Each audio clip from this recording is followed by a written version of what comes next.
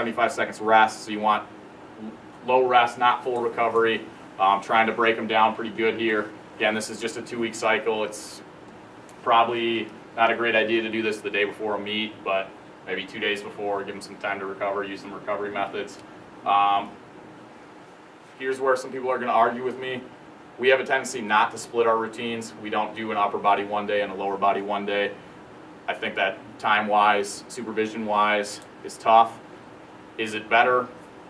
There's arguments either way. In a high school season, it's going to be pretty tough to split a workout to try and have them lift 4 days a week and compete 2 or 3 days a week. So we try and combine everything to a variety of upper and lower body exercises. Should not last more than 45 minutes after the warm-up is completed. Again, that's due to hormone profiles, testosterone levels, that kind of stuff. And workouts should be completed at least 4 hours prior to track sessions or completed after track sessions. 4 hours is enough time to give you a pretty good recovery. And then I have a video in here of mouse will work.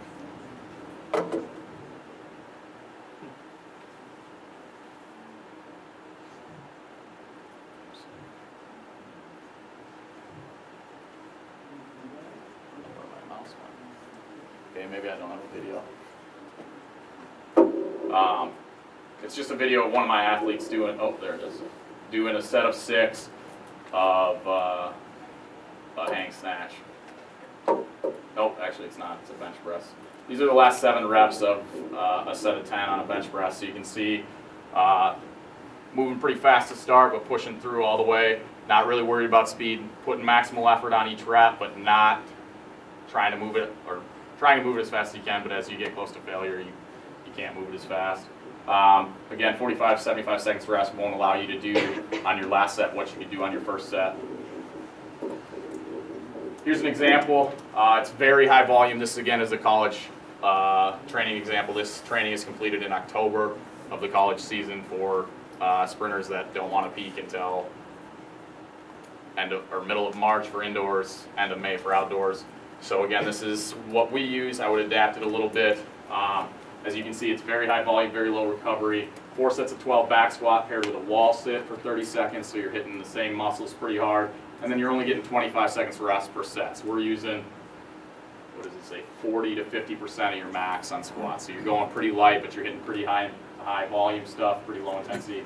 Then you go on to a bench press, 4 sets of 15, so you're getting 60 reps done in a matter of 10 minutes for a bench press, which is going to wear you out.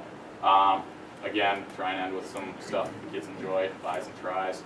The next day, high step up, so hitting some single leg stuff, a little stabilization and leg curls.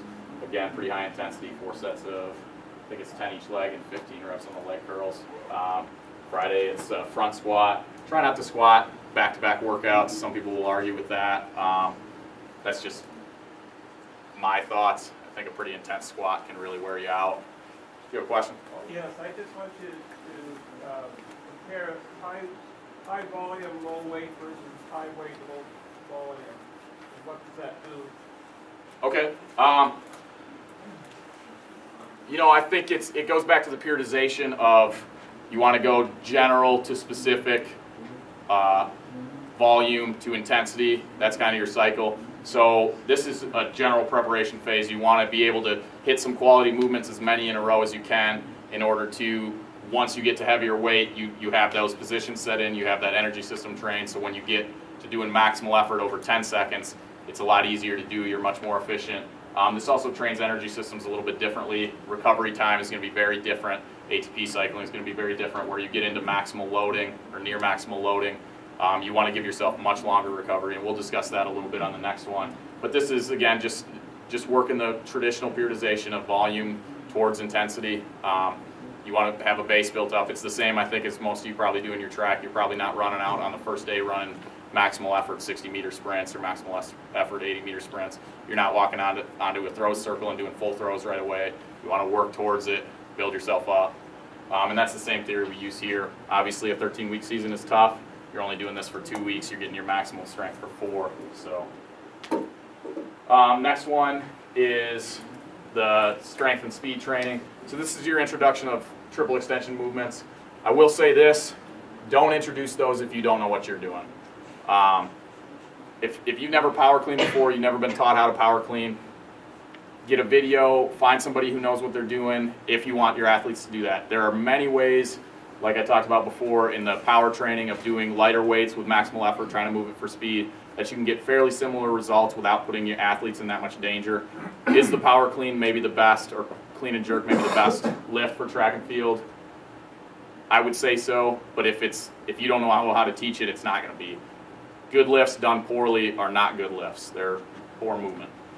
I got a question on that. When teaching those power lifts, the snatch and the power cleans, what I see gets in the way is flexibility prevents them from moving. What advice can I get? Is it hip, ankle? What we do is throughout our early season stuff, we kind of go through a progression of different lifts to try and set up those movements.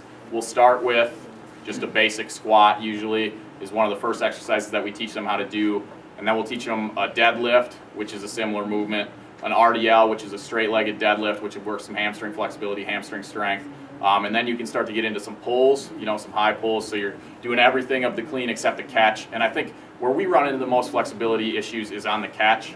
And so after we start introing pulls, we'll start doing some front squats, and making them hold it like this. A lot of kids will want a front squat and hold it like this. But if you even put light weight on there and really make them drive their elbows up and try and get the bar resting on their shoulders instead of in their hands, you'll work some wrist flexibility.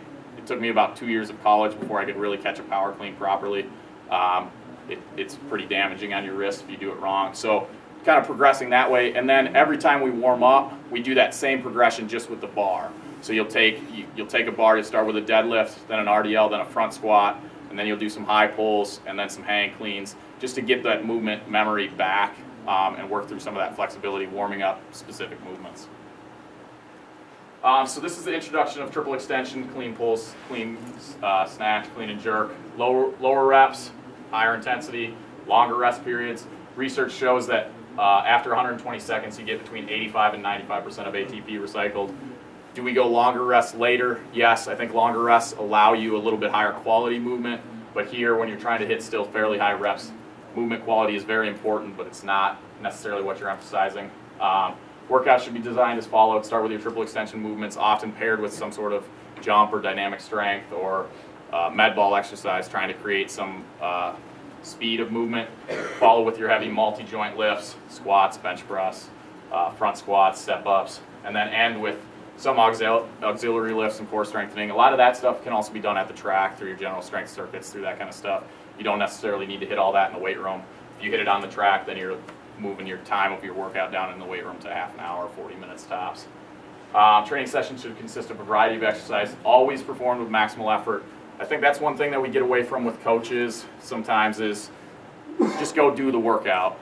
Go do your med ball circuit, go do your abs, whatever you're doing.